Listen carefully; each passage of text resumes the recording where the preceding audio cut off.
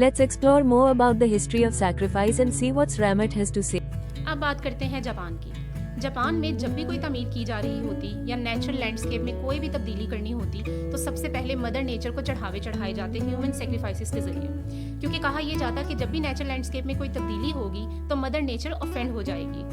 अब कोई भी तकनीकी मसला हो, मजदूर ने काम ठीक से नहीं किया या किसी और से कोई गड़बड़ हो गई तो सारा ब्लेम चला जाता मदर नेचर पर और पकड़ के 3-4 गुलाम कुर्बान हो जाते। वो आपने सुना तो होगा बलि के बकरे वाला कंसेप्ट, एग्जैक्टली वही बात।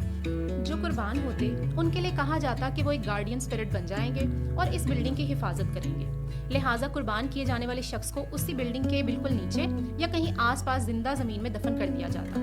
इसकी एक मिसाल तस्वीर में देखा जाने वाला ये कासल है। इस महल की कहानी कुछ इस तरह है कि जब भी इस महल को तमीर किया जाता इसकी दीवारें कोलैप्स कर जाती, यानी गिर जाती। बार बार इसको तमीर किया जाता, बार बार ये कोलैप्स कर जाता। लिहाजा फैसला किया गया कि किसी को कुर्बान कर दिया जाए।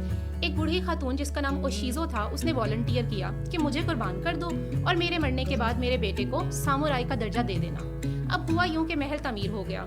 महल की तमीर मुकम्मल होने के बाद हुक्मरान बदल गया और बूढ़ी खातून का वादा पूरा ना किया जा सका। लिहाजा कुछ अरसे के बाद तेज बारिश आई और महल की दीवारों को साथ बहाकर ले गई। तो वहाँ रहने वाले कहने लगे कि ये बारिश नहीं बल्कि उस बूढ़ी खातून के आंसू हैं। लिहाजा उस बूढ़ी खातून की स्पिरिट को काम डाउन करने के लिए वहाँ एक दीवार खड़ी की गई। और आप ये सुनकर हैरान होंगे कि जापान में कुर्बानियों का ये कल्चर 16th सेंचुरी तक जारी रहा।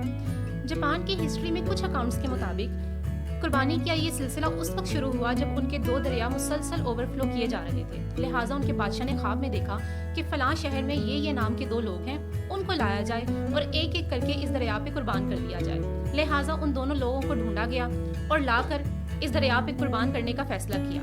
उनमें से एक शख्स को तो तमाम रसूमात अदा करके एक दरिया पे कुर्बान कर दिया। जब दूसरे की बारी आई तो वो फरार हो गया, थैंक गॉड। जापानीज कल्चर में कुर्बानी के इस सिलसिले की एक और मिसाल ये ब्रिज है। इस ब्रिज की खास बात यह है कि जब भी इसको तमीर किया जाता तो पानी के फ्लो के साथ ये बह जाता।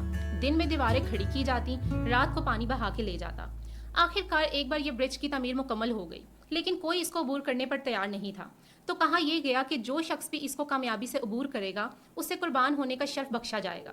तो हुआ यूं कि एक बार एक नौजवान ने कामयाबी से इस ब्रिज को अबूर कर लिया और उसे वहां से कहीं दूर ले जाकर जिंदा जमीन में दफन कर दिया गया। This event occurred in 1608। 1608 में ये वाकया पेश आया, लेकिन बाद में 1891 में जब दोबारा इस ब्रिज को तमीर करने की कोशिश की गई तो कोई भी इस ब्रिज से गुजरने के लिए तैयार नहीं था। उन्हें डर ये था कि ऐसा ना हो कि इस ब्रिज को अबूर करने पर हमें भी कुर्बान कर दिया जाए। अब आपको ले चलते हैं 250 AD के मेसो अमेरिकन कल्चर में। मयान कौम कहत साली या किसी भी वबा से छुटकारा हासिल करने के लिए ह्यूमन सेक्रीफाइसेस किया करती। सवाल ये पैदा होता है कि सेक्रीफाइस करने के लिए इंसानों का इंतखाब कैसे होता। तो ये वो लोग होते जिन्हें ये जंग के दौरान कैप्टिव्स बना के साथ ले आते। उनमें से जो सेहतमंद लोग होते उनकी कुर्बानी कर दी जाती और जो कमजोर और लागर होते उन्हें ये लेबर के तौर पर अपने पास रख लेते, क्योंकि इनका मानना ये था कि कुर्बान होने वाला शख्स जितना सेहतमंद होगा इनके खुदा इनसे उतने ही राजी होंगे। लिहाजा जब तक कहत साली या वबा खत्म ना हो जाती कुर्बानियों का ये सिलसिला जारी रहा। अब बारी है एस्टेक कौम की कुर्बानियों पर नजर डालने की। एस्टेक कौम का ताल्लुक भी मेसो अमेरिकन कल्चर के साथ ही है। एस्टेक कल्चर के मुताबिक हम जिस दुनिया में रहते हैं ये 5th पार्ट है। इससे पहले की 4 यूनिवर्सिटीज को खुदाओं ने उनके रहने वालों के रवैयों की वजह से तबाह कर दिया। लिहाजा अब इस 5वीं यूनिवर्स के कायम रहने बल्कि इसके बिका के लिए ये जरूरी है कि कुर्बानियों का सिलसिला जारी रहे। एस्टेक सिविलाइजेशन में सेल्फ सेक्रीफाइस भी बहुत कॉमन थी। लोग मखसूस किस्म की जड़ी बूटियों को अपने खून से रंग कर अपने डेटीज यानी खुदाओं को पेश किया करते और ये खून मखसूस अज़ा से जैसे कि एयर लोब्स, टंग या जेनिटल से हासिल किया जाता और बाज़ औक़ात अपने जिस्म के हिस्सों को मुकम्मल तौर पर काट देते। यानी उनका मानना ये था कि अगर जुबान से कोई गुनाह सरजद हुआ तो जुबान काट दी, अगर कान से कोई गुनाह सरजद हुआ तो कान को मुकम्मल तौर पर जिस्म से अलहदा कर दिया। फ्लावर वॉर्स का आजतक तहजीब में बड़ा अहम किरदार है। इन जंगों का मकसद टिपिकल ट्रेडिशनल जंगों से बिल्कुल मुख्तलिफ था। जहाँ टिपिकल ट्रेडिशनल जंगों का मकसद सोशियो इकोनॉमिक, पॉलिटिकल और मजहबी बालादस्ती होता है, वहीं इन जंगों का मकसद एक दूसरे की जंगी टेक्निक्स को बेहतर बनाना और कुर्बान करने के लिए कैप्टिव्स को जमा करना होता। लिहाजा इन जंगों की शुरुआत एक तकरीब की तरह होती। आग के बड़े बड़े ढेर जलाए जाते, हर तरफ खुशबुएं फैलाई जाती, जंग के लिए जगह और वक्त का तयन कर दिया जाता। दोनों पार्टीज में लोगों की तादाद सेम होती और इस जंग में ऑपोजिट को मारना मकसद ना होता बल्कि उसे जख्मी करके कैप्टिव बनाना मकसद होता। लिहाजा इस जंग में खास ख्याल रखा जाता कि इस्तेमाल होने वाले हथियार ज्यादा तेज ना हो। اگر کوئی خاص یعنی ایلیٹ کلاس میں سے کیپٹیو ہو جاتا تو اسے صحیح سلامت اس کے قبیلے واپس کر دیا جاتا تاکہ لیڈرشپ کی ایبسنس میں سیاسی عدم استحکام نہ ہو۔ ایسا نہیں ہے کہ ان جنگوں میں تمام قوانین کو ایز اٹ از فالو کیا جاتا، بلکہ بعض اوقات فلاور وارز پرسنل ہیٹرڈ میں بھی تبدیل ہو جاتی۔ ان جنگوں کے اختتام پر غلام بخوشی اپنی جان دے دیتے، کیونکہ ان کے لیے خدا کی راہ میں قربان ہو جانا یا اپنے خداؤں کی راہ میں قربان ہو جانا غلامی کی زندگی سے کئی بہتر ہے۔ ان جنگوں کا مین مقصد یا میان لوگوں کا دوسروں کو کیپٹیو بنانے کا مین مقصد یہ ہوتا کہ وہ اپنے خداؤں کو خوش کر سکیں، ان کی راہ میں قربانی پیش کر سکیں۔ اسی طرح فلاور وارز اس سلسلے میں کیپٹیوز کو جمع کرنے کا ایک آرگنائز طریقہ تھا۔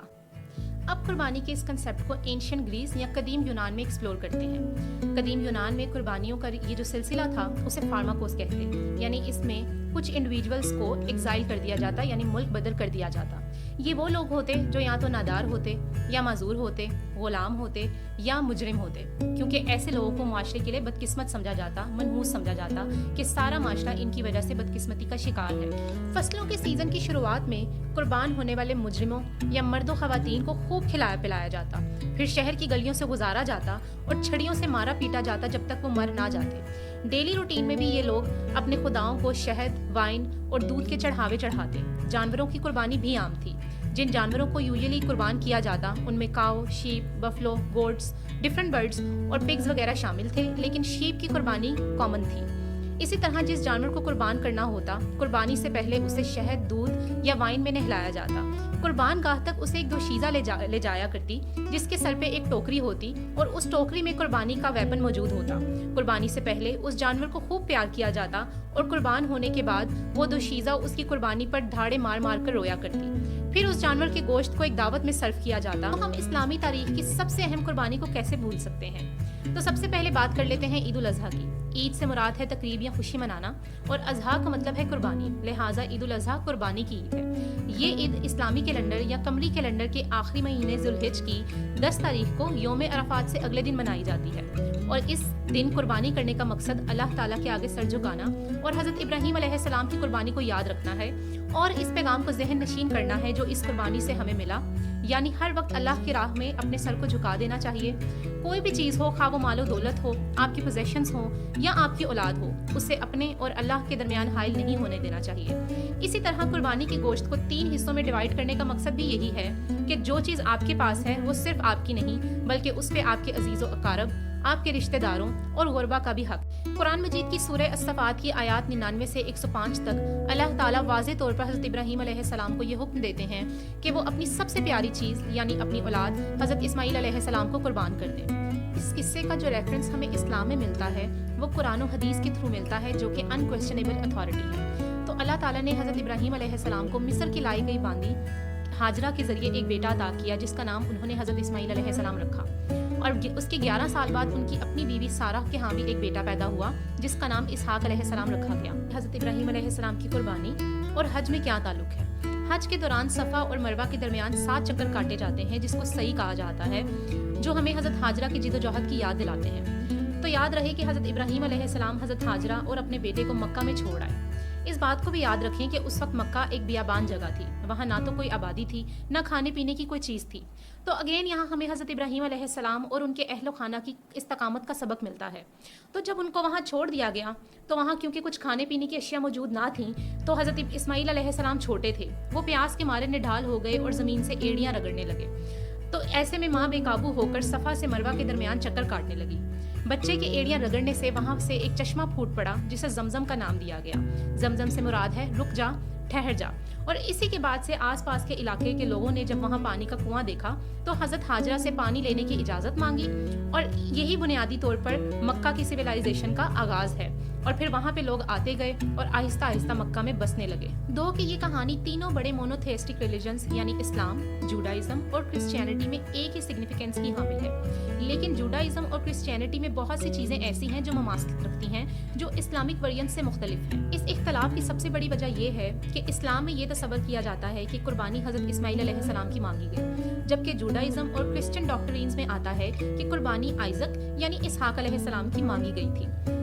اور یہی وہ پوائنٹ آف ڈیورجنس ہے جہاں سے اسلام اور جوڈائزم مختلف راہیں اختیار کرتے ہیں۔ تورا یعنی تورات جو کہ اولڈ ٹیسٹامنٹ کی کتابوں میں سے ایک ہے، اس میں واضح ہے کہ قربانی کا یہ عمل اسرائیلیوں کی مذہبی پریکٹسز کا ہمیشہ سے محور تھا، لیکن قربانیوں کا یہ سلسلہ 70 CE میں سیکنڈ ٹیمپل کی ڈسٹرکشن کے بعد سے اختتام کو پہنچا اور اس کے بعد قربانیوں کی جگہ دعاؤں نے لے لی۔ کرسچن ورژن میں یہ کہانی جہاں اسلامک ورژن سے مختلف ہے، وہ کچھ اس طرح ہے کہ گوڈ ابراہم سے ان کے ٹینٹ یعنی خیمے میں ملنے آئے اور کہنے لگے کہ تمہارے ہاں بیٹا پیدا ہوگا۔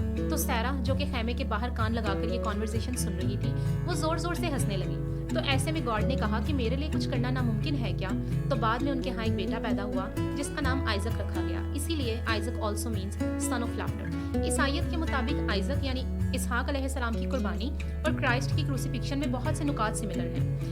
تو آئزک یعنی اسحاق کو بھی قربان کرنے کے لیے اسی جگہ لے جایا گیا جہاں کرائسٹ کو کروسیفائی کیا گیا، اور یہ دونوں جگہیں یروشلم یعنی اسرائیل میں موجود ہیں۔ آئزک کے کیس میں خدا نے دمبا بھیجا تھا، جبکہ کرسچنز یہ سمجھتے ہیں کہ کرائسٹ نے بذات خود ایک سنلیس لیم کے طور پر خود کو پیش کیا اور ہیومینٹی کو سیو کیا۔ کہ عیسائیت کے مطابق حضرت عیسیٰ علیہ السلام کو جہاں پہ کروسیفائی کیا گیا، یہ جگہ یروشلم یعنی اسرائیل میں موجود ہے، جسے آج کے زمانے میں ڈوم آف دی روک کہا جاتا ہے، اور اس زمانے میں اسے ماؤنٹ آف مورایا کہا جاتا تھا۔ اس وارننگ پر اس ٹاپک کو کنکلیوڈ کرتے ہیں کہ ہمیں کسی بھی تہذیب کو اس کے کانٹیکٹ سے باہر نکال کر جج نہیں کرنا چاہیے۔